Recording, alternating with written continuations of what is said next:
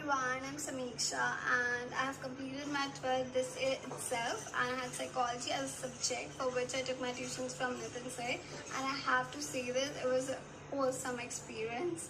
I scored 100 out of 100, which I must say it was a huge thing for me, and I would also say that it kind of seemed impossible at the beginning, but yes, Nitin sir made it possible for me. See, psychology is basically a subject that you'd absolutely love if you understand it. And Nitin sir made it possible for me to understand it with so much ease.